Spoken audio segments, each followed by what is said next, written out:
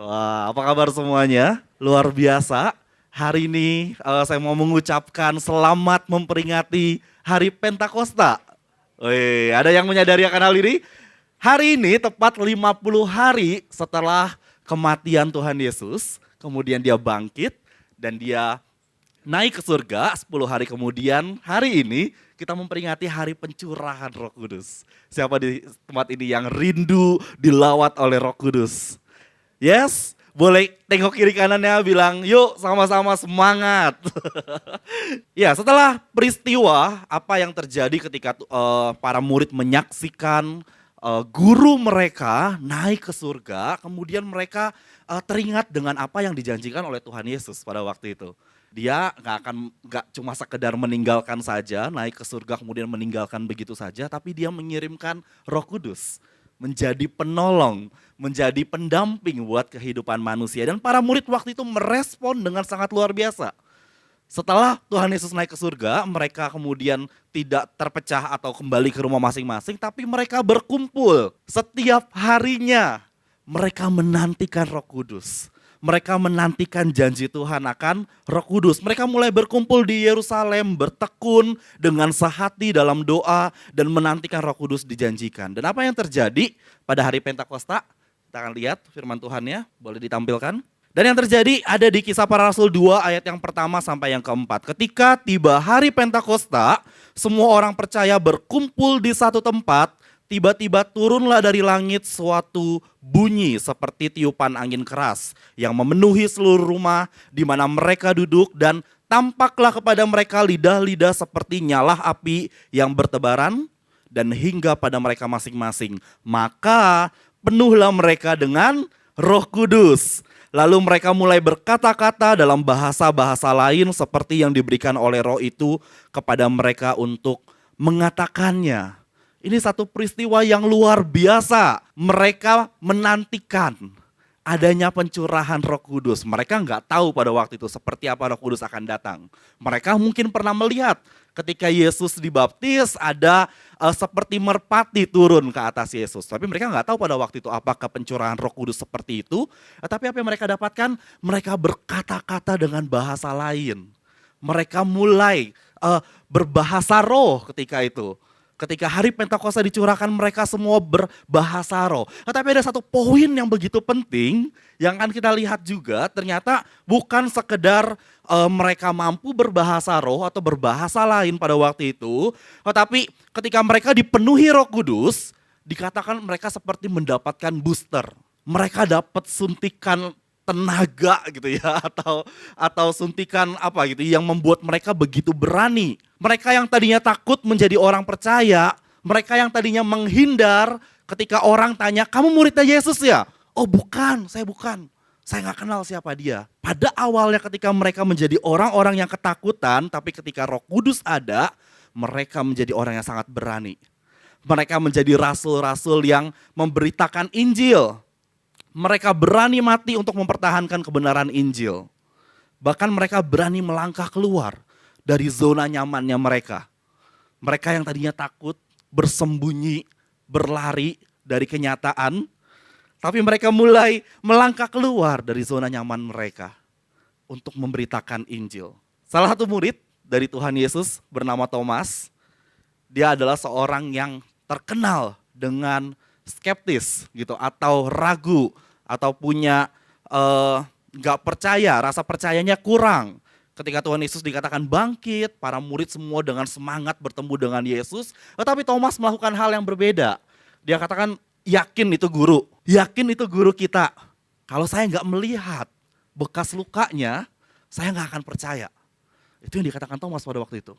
Dia orang yang sangat skeptis. Tetapi setelah pencurahan Roh Kudus, semua para murid tersebar. Mereka mulai berani mengabarkan Injil. Termasuk Thomas, dia menjadi seorang rasul yang memberitakan Injil sampai ke wilayah India bagian selatan. Itu cukup jauh pada waktu itu dari wilayah Yerusalem. Dia sampai ke India selatan, bahkan dia mulai memberitakan Injil buat orang-orang di sana sampai dia harus mati, kehilangan nyawanya karena memberitakan Injil. Seorang yang ragu, yang tadinya takut, yang tadinya gak percaya, tapi berani melangkah keluar dari zona nyamannya untuk memberitakan Injil. Roh Kudus bukan sekedar bicara mengenai bahasa roh yang kita terima. That's really good. Tetapi ternyata Tuhan kasih booster yang sangat luar biasa buat kita ketika kita dipenuhi oleh Roh Kudus. Amin. Amin. Ya, jadi apa yang membuat perbedaan yang terjadi kepada para murid sebelum dipenuhi Roh Kudus dengan setelah dipenuhi Roh Kudus? Nah, ketika itu dikatakan Roh Kudus yang berdiam dalam diri mereka, itu dikatakan Roh Kudus sebagai penolong, sebagai pembimbing, dan yang memberikan penerangan, pemahaman bahwa jika sampai hari ini mereka masih hidup, itu semua karena anugerah Allah. Amin. Awalnya mungkin mereka cuma melihat guru mereka mati, kemudian terjadi suatu mujizat sehingga guru mereka bangkit dan naik ke surga.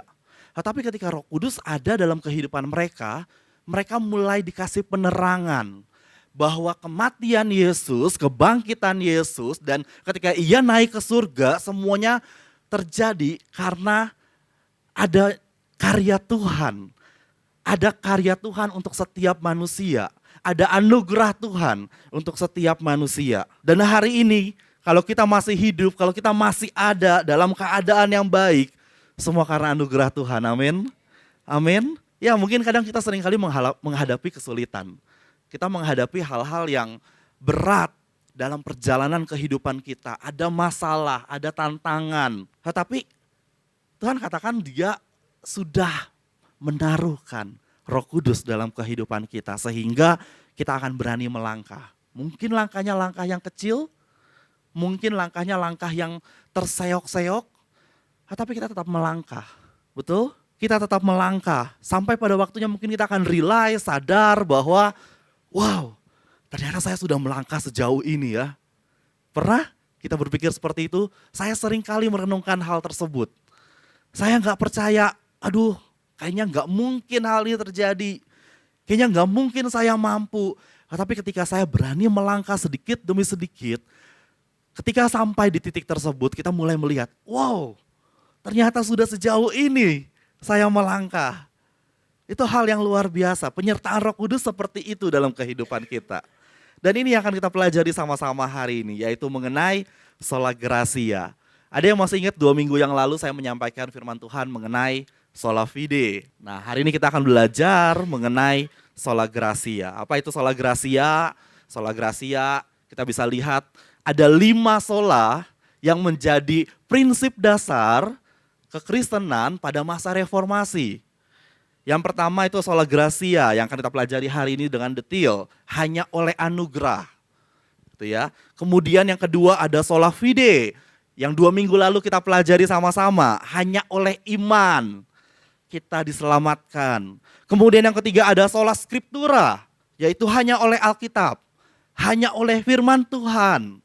Ada kebenaran yang menuntun kita, yang menjadi guideline buat kehidupan kita.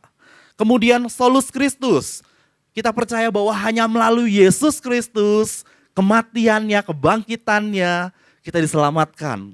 Dan yang terakhir ada soli deo gloria, hanya bagi kemuliaan Allah. Semua yang terjadi dalam kehidupan kita, entah itu baik, entah itu mungkin kesulitan, semua hal tersebut terjadi untuk kemuliaan nama Allah. Amin. Hidup kita bagi kemuliaan nama Allah. Nah, kelima sola ini dipelopori oleh seorang teolog yang bernama Martin Luther. Ketika itu dia mulai bertanya-tanya karena ada keraguan dalam dirinya, ada hal yang mengganjal dalam dirinya, sehingga ia mulai belajar lebih tekun, lebih teliti mengenai firman Tuhan. Dan sejak saat itu terjadi reformasi kekristenan. Banyak orang-orang Kristen yang mulai berani belajar lebih dalam mengenai kebenaran firman Tuhan. Berani belajar dengan lebih kritis pada waktu itu. Dan sola gratia adalah menjadi salah satu bukti bahwa mereka memahami kebenaran firman Tuhan tersebut. Mereka percaya bahwa mereka diselamatkan hanya oleh anugerah semata. Bukan oleh perbuatan mereka. Bukan oleh hal-hal yang harus mereka lakukan untuk menebus dosa mereka, memperoleh pengampunan. Tetapi hanya oleh anugerah Allah mereka memperoleh keselamatan tersebut. Nah, kalau kita membahas gitu ya, beberapa minggu yang lalu kita bahas mengenai sola fide, minggu ini kita membahas mengenai sola gratia, gitu. Kemudian kita mulai bertanya-tanya, jadi kita diselamatkan oleh iman atau oleh anugerah semata. Ini bukan hal yang kontradiksi, gitu. Ini bukan hal yang berbeda. Tetapi ada berkesinambungan antara sola gratia dan sola fide. Sola fide berbicara tentang bagaimana atau melalui apa kita diselamatkan. Jadi yang menjadi fokus dari sola fide adalah mengenai perdebatan antara iman atau perbuatan. Apakah mereka diselamatkan karena iman atau karena perbuatan mereka? Pada waktu itu orang-orang Kristen dipaksa dalam tanda kutip untuk berbuat baik, untuk melakukan sesuatu yang baik, untuk membeli surat indulgensia, untuk melakukan apapun demi gereja pada waktu itu. Lalu kemudian mereka diiming-imingi bahwa mereka akan selamat karena perbuatan baik mereka, karena hal-hal yang mereka bayar. Nah, pada waktu itu perdebatan tersebut terjadi. Apakah keselamatan itu bicara mengenai iman, hanya melalui iman atau melalui perbuatan manusia? Dan sola fide tentu menentang hal tersebut. Nggak bisa. Kita nggak akan pernah bisa melakukan hukum Taurat dengan sangat sempurna, kemudian mencari keselamatannya kita sendiri. Kita hanya bisa memperoleh keselamatan tersebut hanya satu cara, melalui iman percaya kita kepada Tuhan. Itu fokus dari sola fide. Nah, tapi kalau kita bicara mengenai sola gratia, itu berbicara mengenai dari mana keselamatan tersebut datang, yaitu dari Allah semata. Tentu ada perdebatan juga pada masa itu. Apakah mereka percaya pada monergisme atau sinergisme? Apakah kedua hal ini? Monergisme adalah keselamatan yang berasal dari satu sumber saja, mono, dari kata mono. Jadi orang-orang yang percaya dengan monergisme, mereka percaya bahwa keselamatan yang mereka punya berasal hanya dari Allah. Sumbernya cuma satu, yaitu Allah. Sumber keselamatan mereka hanya satu, dari Allah. Tetapi ada orang-orang yang mulai membuat pandangan sinergisme, yaitu suatu sinergi atau kerjasama. Jadi bukan cuma Allah saja, bukan cuma Allah semata saja yang menyelamatkan kehidupan manusia, tetapi we have to do something. Mereka mengatakan tersebut, kita harus lakukan sesuatu. Tadi ya hampir mirip gitu ya. Harus ada lakukan sesuatu buat keselamatan kita. Kita harus turut campur tangan untuk mengerjakan keselamatan diri kita. Tidak sepenuhnya dari Allah. Jadi bisa dipahami perbedaan antara sola fide dan sola gratia ya. Mereka tidak bisa dipisahkan. Tetapi ada satu statement yang akan mempermudah kita untuk memahami dua sola ini. We are saved by grace alone, through faith alone. Kita diselamatkan hanya oleh anugerah semata. Tetapi kalau ditanya dari mana atau melalui apa, hanya melalui iman. Amin. Amin. Nah, saya akan mengajak kita belajar firman Tuhan ini sola gratia dari firman Tuhan di Efesus 1 Efesus 2 ayat yang ke-1 sampai yang ke-10. Saya mau kita bacakan sama-sama secara bergantian. Saya akan bacakan ayat yang pertama, jemaat Tuhan akan bacakan ayat yang kedua dan seterusnya. Siap? Ayat yang pertama, kamu dahulu sudah mati karena pelanggaran-pelanggaran dan dosa-dosamu. Ayat kedua,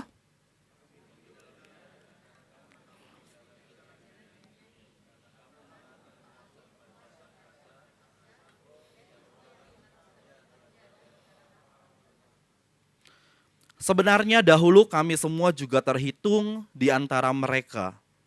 Ketika kami hidup di dalam hawa nafsu daging dan menuruti kehendak daging dan pikiran kami yang jahat.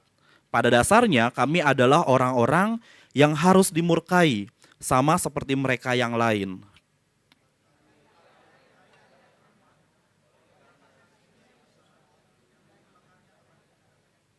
Telah menghidupkan kita bersama-sama dengan Kristus, sekalipun kita telah mati oleh kesalahan-kesalahan kita. Oleh kasih karunia, kamu diselamatkan.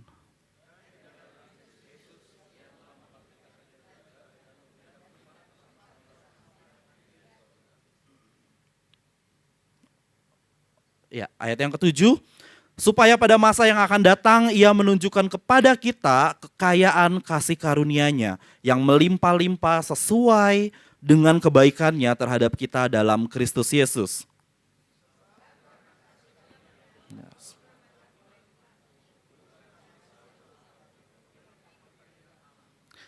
itu bukan hasil pekerjaanmu, jangan ada orang yang memegahkan diri.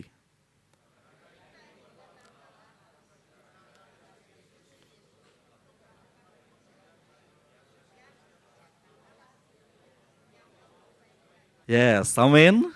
Amin.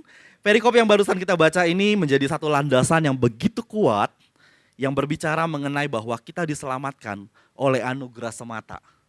Oleh anugerah yang Tuhan berikan melalui iman percaya kita kepada Yesus Kristus. Nah, pertanyaannya, kita diselamatkan dari apa? Kenapa kita harus diselamatkan? Gitu ya. Saya sudah aman-aman aja kok hidup saya, gitu ya, baik-baik saja. Kenapa harus bicara mengenai saya diselamatkan? Saya tidak sedang dalam keadaan berbahaya atau dalam kendaraan yang sedang mengemudi cepat gitu. Enggak, saya dalam keadaan yang baik-baik saja. Lalu kenapa kita bicara mengenai saya diselamatkan? Diselamatkan dari apa? Kenapa kita harus diselamatkan gitu ya? Nah, kalau kita lihat, kita kembali kepada perikop yang pertama, dikatakan apa? Kamu dahulu sudah mati. Ini sangat tegas langsung diperkatakan bahwa kita punya natur dosa. Adam dan Hawa ketika mereka melakukan dosa, dosanya bukan stop di mereka saja.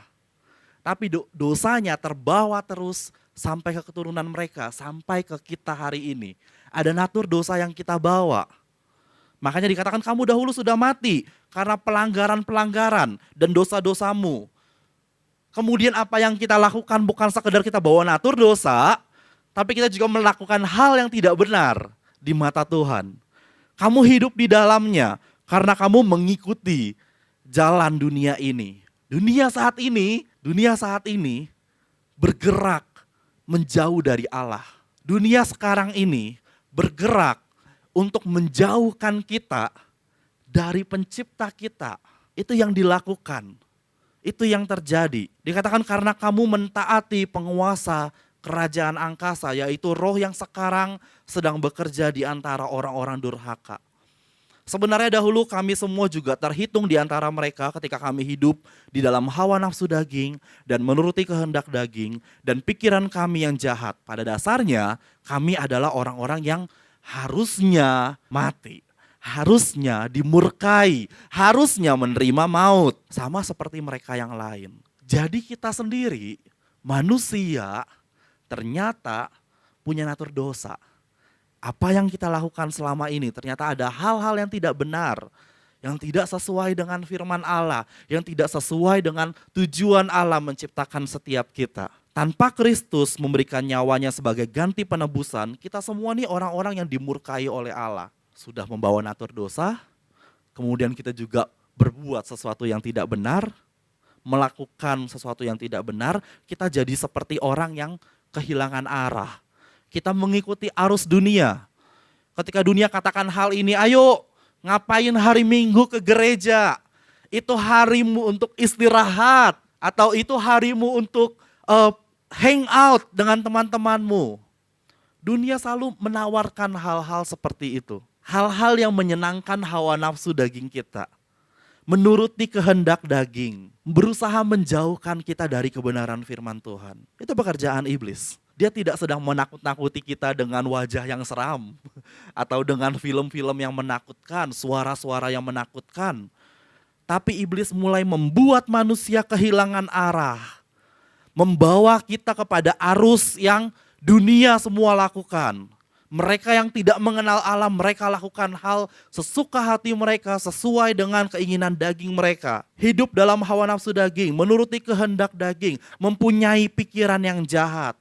Itu yang dilakukan oleh dunia. Itu yang dikerjakan oleh iblis. Berusaha membawa kita mengikuti arus dunia. Keluar dari anugerahnya Tuhan. Tapi di ayat yang ke-7 ke-8 dikatakan seperti ini. Sebab keinginan daging adalah perseteruan terhadap Allah. Karena ia tidak takluk kepada hukum Allah. Hal ini memang tidak mungkin baginya. Mereka yang hidup dalam daging tidak mungkin berkenan kepada Allah. Keinginan daging itu seperti perseteruan. Artinya tidak sama, tidak sejalan dengan kehendak Allah. Dengan Allah itu sendiri. Dan ketidaksadaran yang kita punya, yang kita lakukan, itu dipakai iblis. Sehingga kita hidup di luar Allah. Kita hidup di luar dari ketetapan-ketetapannya. Dan apakah itu terjadi hanya di masa lalu? sebelum Tuhan Yesus mati, bangkit dan naik ke surga? Enggak. Iblis sampai hari ini masih berusaha menghasut kita. Sampai hari ini masih berusaha buat mengecaukan jalan kita. Sehingga kita mengikuti arus dunia. Ayat 4 ke 5 dari Efesus 2 tadi dikatakan, tetapi Allah yang kaya dengan rahmat. Dikatakan karena kasih-Nya yang besar dan dilimpahkannya kepada kita telah menghidupkan kita bersama-sama dengan Kristus. Sekalipun kita telah mati oleh kesalahan-kesalahan kita, tetapi oleh kasih karunia kamu diselamatkan. Yang tadinya kita sudah berada atau sudah siap masuk ke jurang maut, ketika Yesus mati di kayu salib, Yesus bangkit, dan Yesus naik ke surga itu bukan cuma sekedar mujizat yang dilihat para murid. No, bukan sekedar itu. Tetapi ada karya keselamatan yang Dia bawa buat setiap kita. Amin. Kasih karunia adalah pemberian Allah kepada manusia. Meskipun kita nggak pantas menerimanya. Saya mau kasih gambaran seperti ini. Kalau kita bekerja, misalnya kita bekerja di satu tempat, mengerjakan sesuatu, kemudian pemimpin kita, bos kita katakan, oke, saya akan kasih kamu salary untuk 1 hari sekian rupiah. Kemudian hari itu kita bekerja, gitu ya, kita dengan sangat semangat bekerja hari itu. And then ketika selesai pekerjaan kita, bos mulai kasih salary kita, gitu ya. Wah, kita senang. Kita dapat gaji pertama gitu ya. Apakah kita layak mendapatkan gaji tersebut? Iya, kita layak karena kita bekerja. Karena kita melakukan sesuatu buat bos kita. Sudah sesuai dengan perjanjiannya. Tapi kalau mungkin besoknya bosnya bilang, udah kamu libur aja deh, kamu gak usah kerja. Tapi kemudian besoknya, sorenya kamu datang, kita datang, terus kemudian bos kasih kita gaji. Terus kita bilang, enggak loh, hari ini saya gak kerja loh. Udah gak apa-apa, terima aja. Itu yang namanya seperti anugerah. Kita nggak kerja, kita nggak lakukan sesuatu, tapi kita dapatkan. Yang dikatakan kita nggak pantas, tapi kita dapatkan. Itu anugerah yang Tuhan kasih ke kita. Keselamatan yang kita punya seperti itu. Kita nggak sedang mengerjakan sesuatu, nggak akan bisa kita mengerjakan hukum Taurat dengan sangat sempurna. Tetapi cuma oleh anugerah, kasih karunia Allah, kita diselamatkan. Amin. Ayat 6 dan ayat yang ke-7 dikatakan, sebab karena kasih karunia kamu diselamatkan oleh iman. Itu bukan hasil usahamu, tetapi pemberian Allah. Itu bukan hasil pekerjaanmu. Kita nggak kerja. Dalam artian kita nggak sedang mengerjakan keselamatan kita sendiri. Tetapi dikatakan itu pemberian Allah. Jadi jangan ada orang yang memegahkan diri. Cuma kasih karunia yang menyelamatkan kita. Yang membuat kita berani sampai hari ini tetap hidup. Itu semua karena kasih karunia. Jadi apa yang harus kita lakukan? Bagaimana respon kita? Pertama, kita harus memahami bahwa hidup kita sepenuhnya sudah diampuni. Kita sepenuhnya, saya mau garis bawahi kata sepenuhnya sudah diampuni. Gak ada yang setengah-setengah. Atau sepertiga doang gitu. Kita harus usahakan sendiri setengahnya lagi. Gitu. Enggak. Tuhan katakan sepenuhnya hidup kita diampuni. Kita sudah ditebus dari maut, dibebaskan. Setiap dosa-dosa kita diampuni. Kita hidup saat ini di dalam kasih karunia Allah. Sesuatu yang seharusnya sebenarnya tidak pantas kita dapatkan. Tetapi kita memperolehnya. Ayo pahami. Ayo taruh dalam hati kita bahwa ya saya sudah diampuni.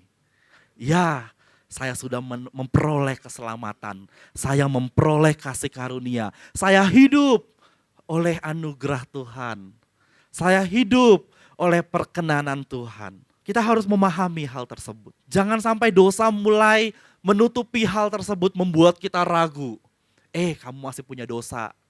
Kamu masih melakukan banyak hal yang tidak berkenan di hadapan Allah. Kemudian kita mulai menjauh dari anugerah Tuhan. Itu yang dilakukan oleh si jahat. Berusaha mengintimidasi kita bahwa ayo kamu tuh gak sempurna. Kamu tuh masih jauh banget dari kata sempurna. Tapi kalau kita ingat hal ini, kita paham hal ini bahwa yes betul saya tidak sempurna karena saya gak mampu menyempurnakan diri saya sendiri. Tapi saya punya Tuhan yang menyempurnakan hidup saya. Kita harus pahami hal tersebut. Lalu yang kedua, kita harus memahami bahwa sepenuhnya kita diampuni, kita menerima kasih karunia, dan hal ini akan membawa kita kepada perbuatan-perbuatan yang benar. Kita nggak lagi melakukan hal-hal yang di luar kebenaran. Hidup kita adalah buah dari keselamatan. Jadi apa? Harus ada pertumbuhan rohani. Katakan amin. Bilang kiri kanan ya, bilang yuk punya pertumbuhan rohani. Yes, perbuatan kita, sikap kita, hidup kita adalah buah dari keselamatan yang kita peroleh dari Allah. Dan ini yang disebut pertumbuhan rohani. Setiap hari kita harus menjalani hidup dengan belajar taat kepada Tuhan. Melakukan kebenaran, berada hidup di dalam pimpinannya Roh Kudus. It's okay kalau terkadang kita tidak bisa perfect pada saat belajar, pada saat bertumbuh. Gak apa-apa, karena itu tidak mempengaruhi keselamatan kita. We already have it, kita sudah punya. Tetapi kita respon dengan pertumbuhan rohani kita. Langkahnya kecil gak apa-apa. Beberapa waktu yang lalu kita sempat belajar gitu ya mengenai langkah kecil. Yang penting kita terus melangkah. Gak berhenti atau malah mundur. Terus belajar melangkah untuk tetap maju. Itu tetap suatu progres. Saya suka baca biografi orang-orang yang terkenal. Terutama mereka yang dikatakan hidupnya dekat dengan Tuhan. Dalam story hidupnya, biasa kita nggak akan lihat hidup yang begitu sempurna, mulus, naik gitu ya, menjadi orang terkenal. Enggak. Biasanya dalam biografi mereka akan tulis juga persoalan-persoalan yang mereka hadapi, tantangan yang mereka hadapi, challenge yang mereka hadapi. Mungkin seperti jalannya stuck gitu ya. Aduh tetap langkah sih, tapi kok kayak datar-datar aja, nggak naik gitu ya. Nggak apa-apa, mereka pun tetap melangkah. Sampai mereka pada satu titik di mana mereka bisa lihat ke bawah dan wow, perjalanannya sudah sangat jauh. Mereka melangkah, itu progres, itu pertumbuhan rohani. Hati-hati, ada banyak orang-orang yang seringkali meremehkan saudara-saudaranya. Ya, kok masih bolong-bolong sih gerejanya? Ya, udah rajin ke gereja tapi hidupnya masih gak bener. Ya, kok masih ini, masih itu. Kita seringkali meremehkan pertumbuhan rohani orang lain. Hati-hati, bukan tugas kita menghakimi pertumbuhan rohani orang lain. Mungkin kita bisa langkah kita dengan sangat besar, tetapi nggak semua punya langkah yang sama dengan kita. Yang perlu kita lakukan, justru pastikan kita bertumbuh bersama. Kalau mereka mungkin jalannya sedikit melambat, kasih penguatan, kasih encouragement. Kamu pasti bisa, kamu pasti kuat. Ingat ada Roh Kudus yang akan menyertai hidup kamu. Amin. Sekali lagi bilang kiri kanannya bilang, yuk bertumbuh bersama. Yes. Apa tujuannya? Kenapa kita harus bertumbuh? Kenapa kita harus memahami bahwa hidup kita sepenuhnya diampuni dan memperoleh kasih karunia Allah? Lalu kita punya buah keselamatan itu adalah pertumbuhan rohani. Kenapa? Tujuannya apa? Tujuannya adalah memuliakan nama Tuhan. Amin. Tujuannya adalah glorify the Lord. Tuhan yang sudah terlebih dahulu memberikan kasih karunia kepada kita. What is your purpose of life? Apa tujuan hidupmu? Selain memuliakan nama Tuhan, kesulitan-kesulitan boleh ada, tapi tetap bersyukur. Amin. Tantangan boleh ada, tapi tetap katakan, yes, I believe in you. Dan saya akan terus percaya kepada Engkau. Itu tujuan hidup kita. Kenapa kita harus memahami bahwa hidup kita sepenuhnya sudah diselamatkan. Bahwa Tuhan ingin melihat pertumbuhan rohani dalam kehidupan kita. John Calvin menuliskan ini dalam catatannya mengenai keselamatan.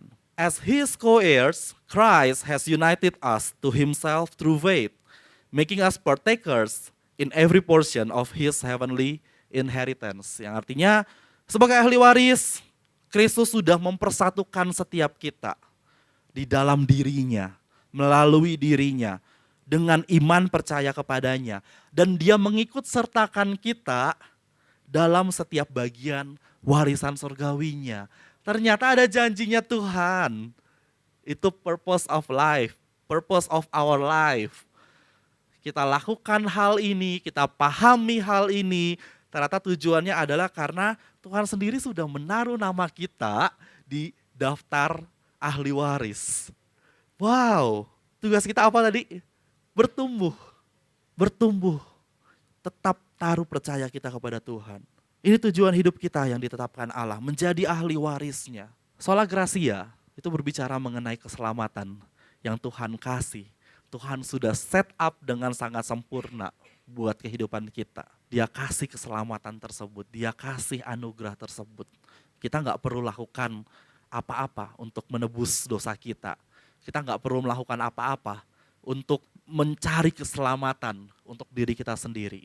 Tuhan cuma sedikit mau lihat iman kita kepada Dia, pertumbuhan rohani kita kepada Dia. Amin. Mari bangkit berdiri sama-sama. Kita diselamatkan oleh anugerah Allah semata.